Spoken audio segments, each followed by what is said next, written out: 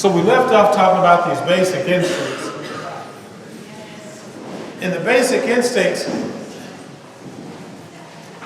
is the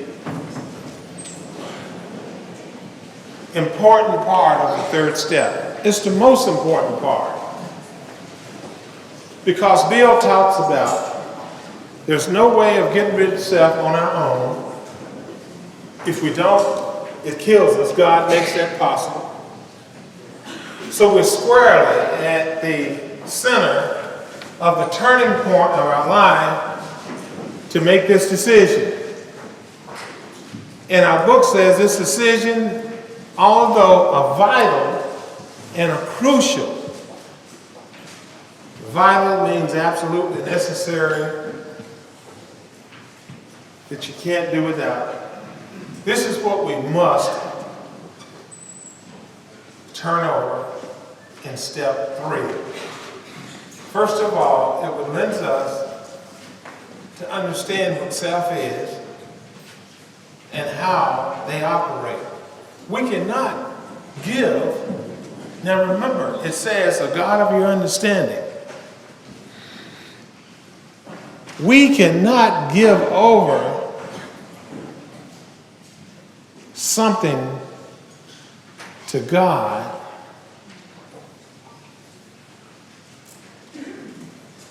unless we find something out about ourselves. In other words, you can't give to him that you don't know. And this is a crucial point in the first step of recovery. You see its analogy like this. You go to the doctor diagnoses your problem and tells you what your problem is, then he gives you a solution, the prescription. But it is your decision to apply the solution to the problem. That's a decision that you have to make. And that decision, a lot of time, is based on whether you get well or whether you remain sick. And a decision is nothing more than a willingness to take action. But we cannot take action on something that we do not know what to take action on. That's why Bill writes that any life run on self-will, self-thinking could hardly be a success. And that's why the original version says, if you're not convinced to this point, in other words, if you don't want to do this, there's no point in going forward. Then one has to ask themselves, if they're not willing to carry out this decision, why are we coming to AA?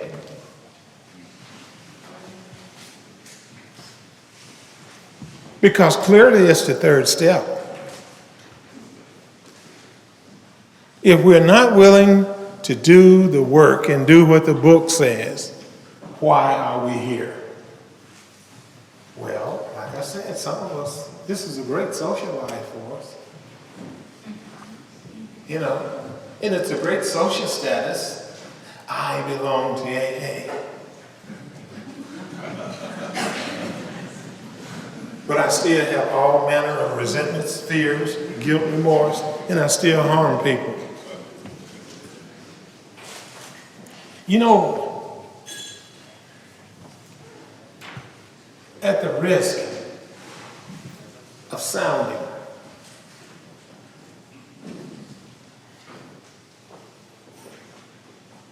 somewhat insensitive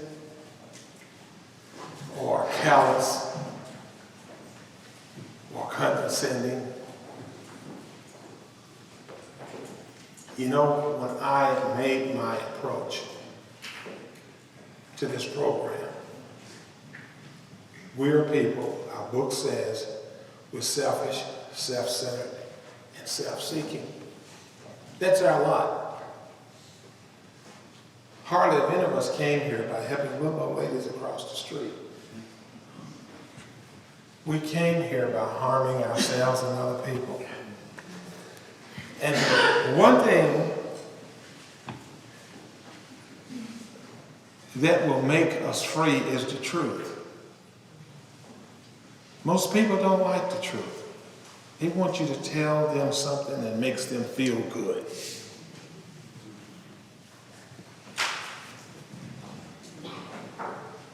But the truth is that we're in a dilemma to live or to die. And our concept of love, which we're going to talk about in the 6th and the 7th step, is non-existent. Most of us think or believe that love is one of saying, it's okay, you're going to be all right, and when you're drinking yourself to death. Most of us think our concept of love is that we born or birth children in the world, and we have an emotional attachment to them or a feeling for them, but we drink up their food and their rent, and we abandon them emotionally. And someone tells us we don't love our children, we'll have a fit. Well, we have a strange way of showing our love. Staying out all night, all week, going on a spree, going to jail, going to prison, and allowing someone else the services to raise our kid. See, that's the way we think. People like us. Patience. Our form of patience.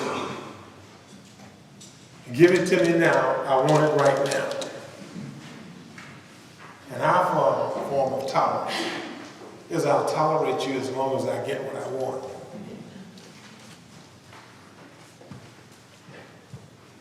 But see, when we look at these attributes and characteristics of what it is that we are and what it is that we want to be and what it is that we know that we are not, then we have something we can move for.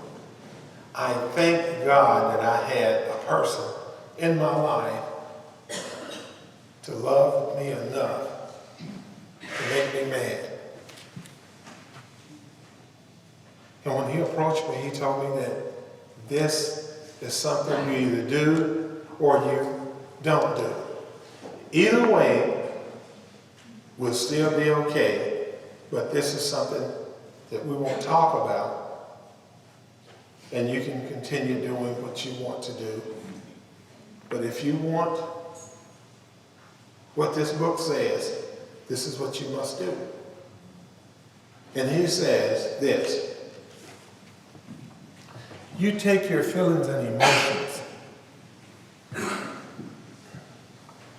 to the bank and see how much they give you for them. And see, we're people, we're easily emotional in our feelings. And at the time we're protecting our feelings, we're dying. So therefore, I recognize, although some of you all may do and may don't, but a lot of you do, I recognize that when I stand before people, I'm obligated to tell the truth. I'm obligated to do my level-headed best, it's whatever is in me, to try to help someone. I have developed the position of, I would rather have the whole world against me than a fool to stand by my side. I played the fool for years under the guise of this addiction and hid myself from the world except for when it was pleasing to me to come out and get what I wanted. Then I'd go right back into my true self. Never selfish, dishonest, self-seeking, and inconsiderate. But if you had something I wanted, I could be as nice as you wanted me to be, as helpful. And as soon as I got what it was that I wanted, I was gone. And even laughing at you because you were so gullible. Now that's what type of person I was. And I used to say this. Here's the other sixth sense of psychology. I was good at it. That's something to brag about, isn't it? And we did that. Bragged about how we could lie, how we could manipulate and scheme. And that's where our self-esteem and our self-worth came from. But this is on the other side of the fence. Those particular type of attributes and those particular type of behaviors is not needed nor tolerated in a life, a changed life. You don't need those tools. Matter of fact, they won't work. They will not work in a spiritual life. So that's why we go through this and point out that a person has a clear-cut decision of what it is that they want. If we want to live on this side and continue, or do we want to accept spiritual help? That is our decision today.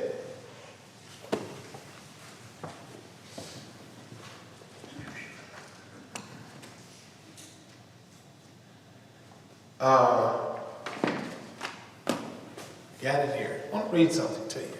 I think it's profound. I think it's great. I love this. It says, a third step paradigm. Making a decision to turn our will and our lives over to the care of God as we understood Him. When step 3 has been taken, somewhere in the universe it has been recorded. It has not gone unnoticed.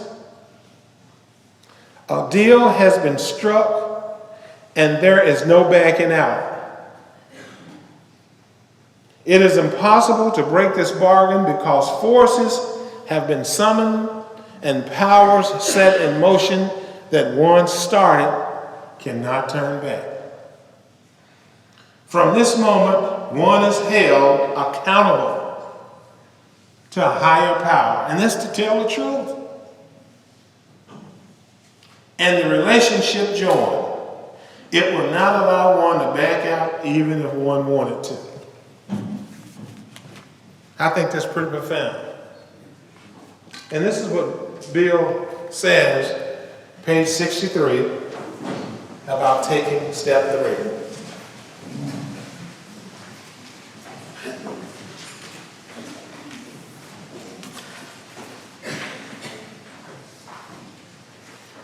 I'm going to read the top. It says, when we sincerely took such a position. Let me back up. I'm going to restart at the bottom of page 62 and get the continuity of thought. This is the how and why of it. First of all, we had to quit playing God. It didn't work. Next, we decided that hereafter in this drama of life, God was going to be our director. He is the principal. We are his agents. He is the Father. We are his children. Most good ideas are simple, and this concept was the keystone of the new and triumphant arch through which we passed to freedom. When we took such a position, what position? That we were going to quit running the show, that we were going to turn our will and our life over to something greater than us. That's the position that we take. When we took such a position, All sorts of remarkable things followed. We had a new employer being all powerful. If he's all powerful, what power do we have? Neil. He provided what we needed if we kept close to him and performed his work well. What is his work? The steps to find the power that's going to solve the problem. That's his work.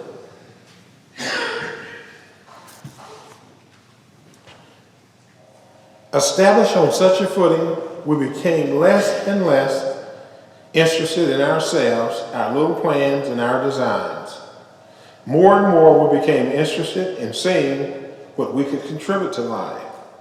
As we felt new power flow in, as we enjoyed peace of mind, as we discovered we could face life successfully, as we became conscious of his presence, we began to lose our fear of today, tomorrow, or the hereafter. We were reborn. Now, obviously, we're not talking about being reborn here physically. We're talking about here. Because this is the center of man. This is where the Spirit dwells. Here, in the heart of man. This is what has to be changed. Our thinking, our beliefs, our concepts. I don't want you to believe as I believe. But you do have the ability to believe different. And it says here, we were now at step 3. Many of us had said to our Maker as we understood him, God, I offer myself to thee, to build with me and to do with me as thou wilt. Relieve me of bondage of self. And the only reason that he's going to relieve you of bondage of self is so that removing our difficulties, it's not to be a great speaker. It's not to woo and people, not to tell them what they want and to be like. The only reason he's going to relieve us of our difficulties is so that we can be a testimony of the power that did that. Not to become a movie star, a pop star, or rich. Whatever he relieved me of, I've got to give the credit, the glory, and the honor to that relieved me of that. And he says verbatim, relieve me of bondage of self that I may better do thy will. Take away my difficulties so that victory over them may bear witness to those that I may help, not hurt. That I may help. And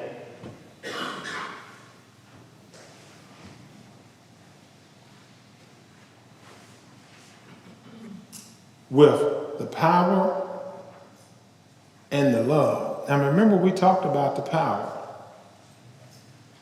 We did not even get up this morning on our own power. Something woke us in the morning. Matter of fact, do you know exactly when it was that you woke up? And it says of thy love.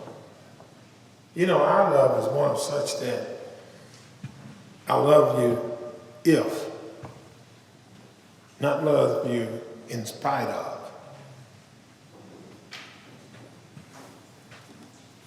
And when we take this third step, it says, and thy way of life. May I do thy will always.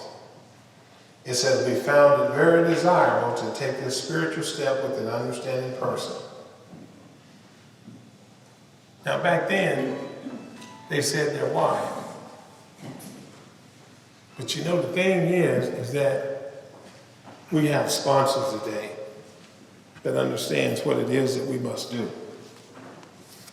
And then at the bottom of the page, it says, next we launched out on a course of vigorous action, the first step of which is a personal house cleaning, which many of us have never attempted.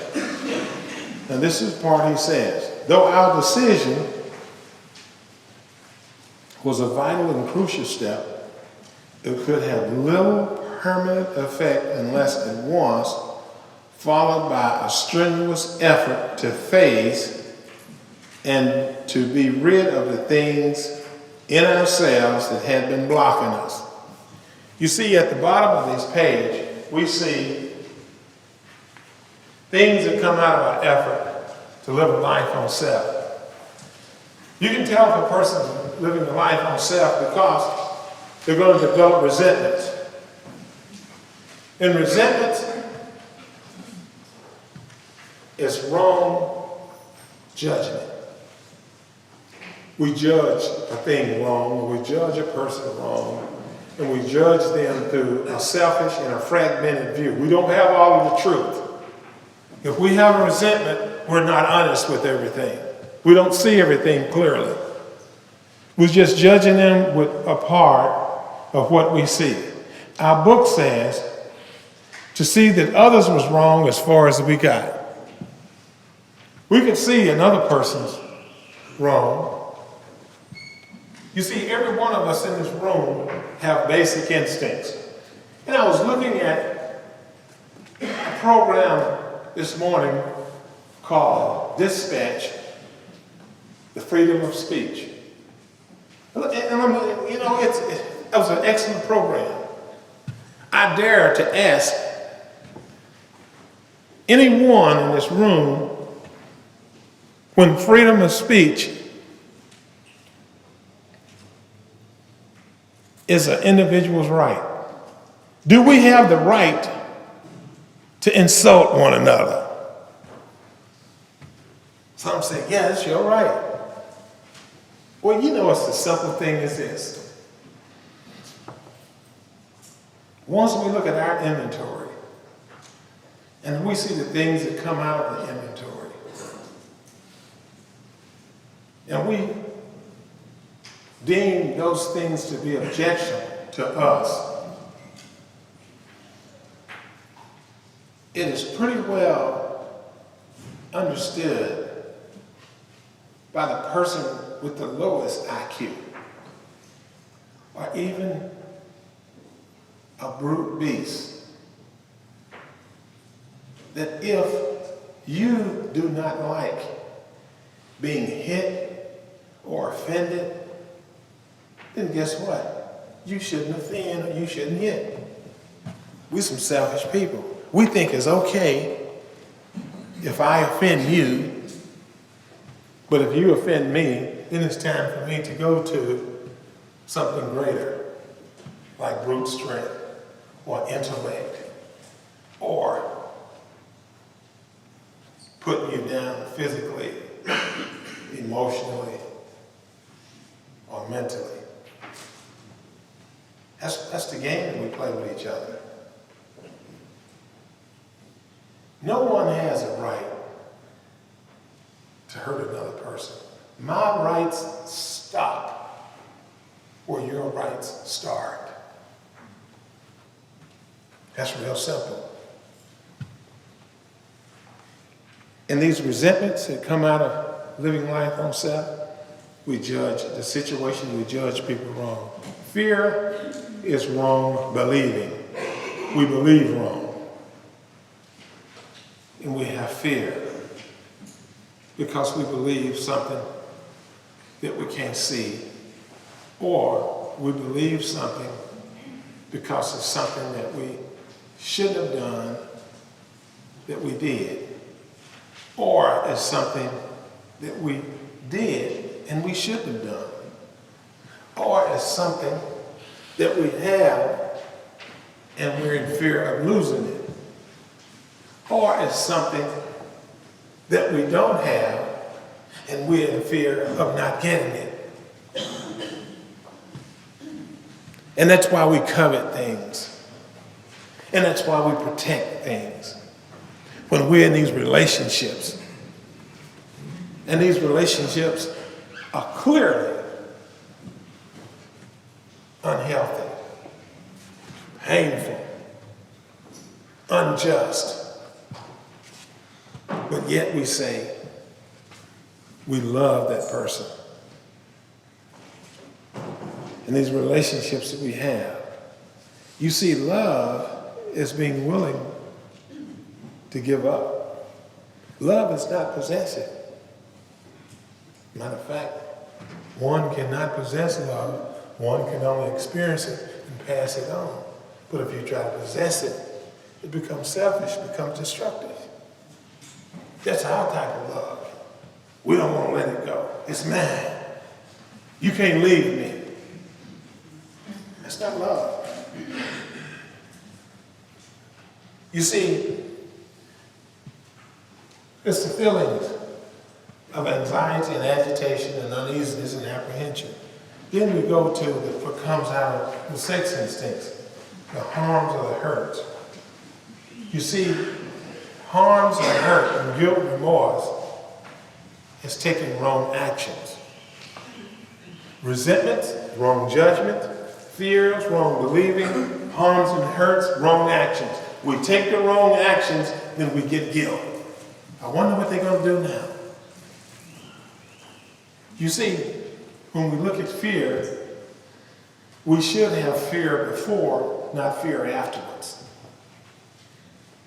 And fear before is respect. We should respect that which we know, and we disrespect and we take the wrong actions, then we have fear of what's going to happen. Not pay our taxes,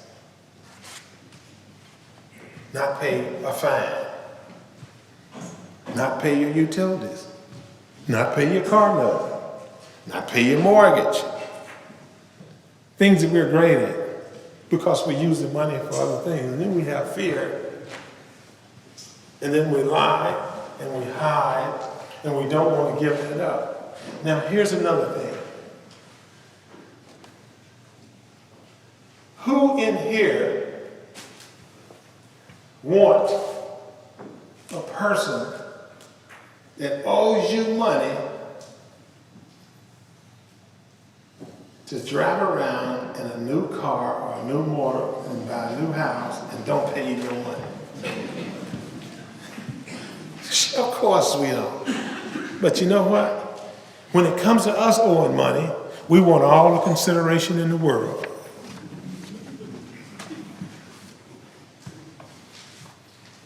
Will you please, if you can, we can be, I'm telling you, we can be as pleasing and manipulative and just as nice as we possibly can when we have something that we want.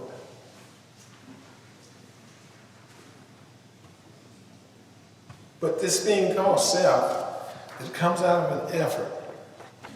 That's how we develop these things. This is what we must understand about ourselves. We cannot turn over to God any more than we know about ourselves. Our book says no human being, however good, is exempt from these problems. No human being.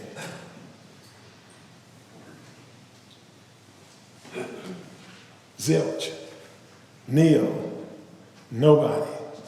And we see it in the actions of our, quote, so-called leaders of the world. We see defects and flaws in all of them. So the question is, how do we function in an unjust world? It brings me to this, and I'm just going to throw this in while it's on my mind. You know, the game of life is like the game of rugby. And I say rugby because that's what you identify.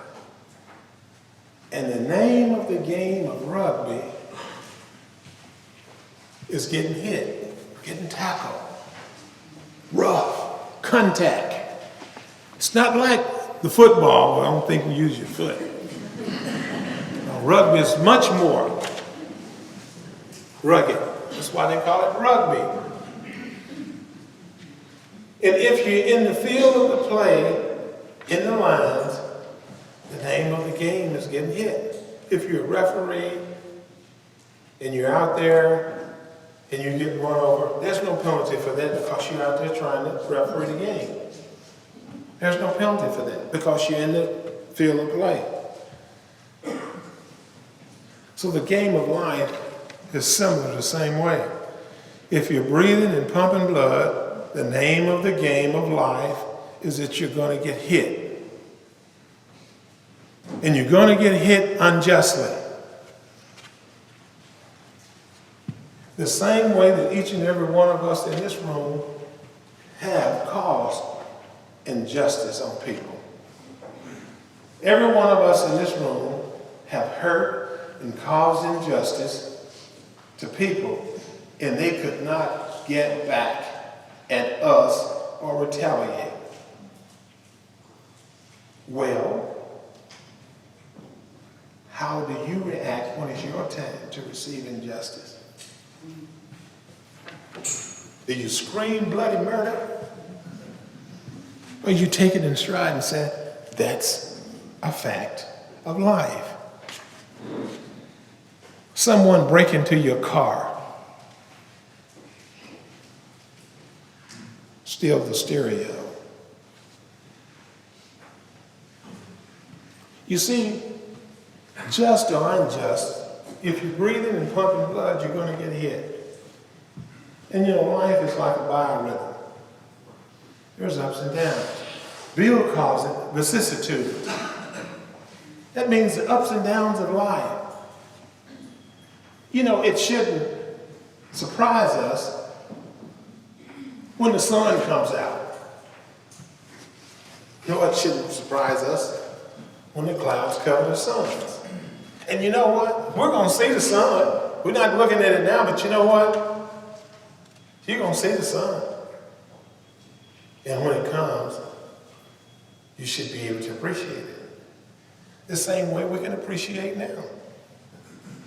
People say, this is a dreary day. No, it's not.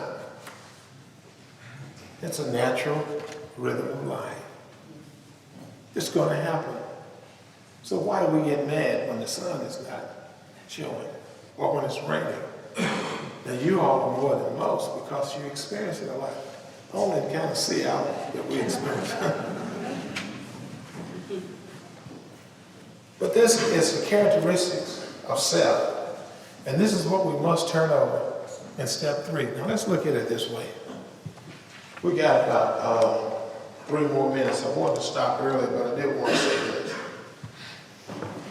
When we're looking here at this turning point, and look at these 3 basic instincts, and to turn means a complete circle, 380. That's a full revolution. Made a decision, cut the facts in 2, choose a course of action to turn our will, which is our thinking, over to God as we understand Him. Now this power, this spirit that we're talking about has a way to make himself known in our understanding. Most of us want to know the results before we take the action. Step 4 is what we're going to talk about when we come back. Is an effort to face the truth and discover the obstacles in our path here that blocks us from carrying out this decision. The resentments, the fears, the guilt, and remorse is the thing that blocks us from carrying out this decision. I want to make one little comment. I don't know if Walmart, which is also coming to my part of the country, Walmart, their world office is in Bentonville, Arkansas, where I come from. Most people look at Arkansas as a Hicks, but you know the world hasn't come to Bentonville, Arkansas. And I don't know if Asda is still the opposite over here, whether they bought Asda, but I can tell you this. When we come back, we're going to look at the inventory. Inventory is a written instrument. A lot of people don't recognize the reason that Walmart is so successful, the largest retailer in the world, is because they have a proprietary inventory system that is unlike anything else. The largest computer system in the world is at the Pentagon that controls all of our nuclear weapons. That's the largest in the world. The second largest computer system in the world belongs to Walmart. And the reason that they're so effective is that computer system is set up on an electronic proprietary program that when you buy a piece of chewing gum and they run it through that computer, it automatically takes it out of stock, reorders it, and before you walk out of the store, the order has already been made to replace that gum. They have a very, very efficient and sophisticated inventory system.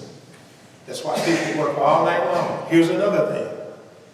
Our book says we have to get rid of damaged and unsellable goods without regret. If something is not moving, they're going to get it off the shelf. Hence, price rollback. If it's not moving, they're going to roll the price back, sell it, keep from losing, and get it out the shelf.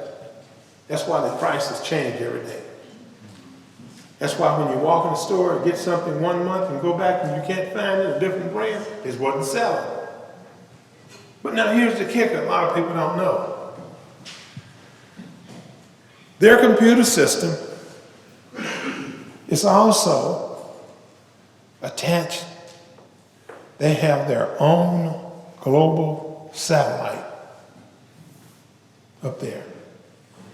And they got a monitoring of the weather 24/7. When that storm hit down in New Orleans, Katrina, they already knew and forecasted the storm, so therefore their stores, that's why people had stuff to loot. Their stores was already shipping stuff down there before the storm. If it's a hurricane and people have a run on water and board, they ship stuff down there before that. They're in the business to make money.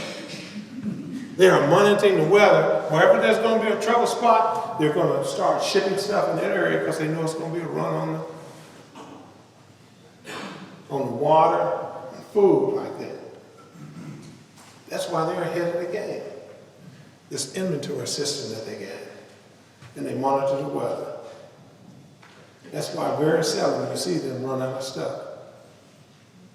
In a hick, in a little town called Bentonville, a guy that drove around in an old 68 Chevrolet pickup truck and had a a one-engine Cessna plane, one of the richest men in the world. He wore what we call overalls around. And you would never know it. He would walk in his room and you would never know him. Sam Walton. That's how low-key he was. So this inventory system, when we come back, we're going to look at the necessary and the greatness of how and why we should inventory ourselves. Because as great as Walmart is, the greatest business that you have is your own business. It's greater than Walmart, GM, Asda, or whatever. And we don't even inventory that. So let's come back at what time, Peter? 12:30? 2 o'clock. 2? What time are we going to start back? Let's make certain. 2 o'clock. 2 o'clock, we're going to start back. Thank you for your time and attention.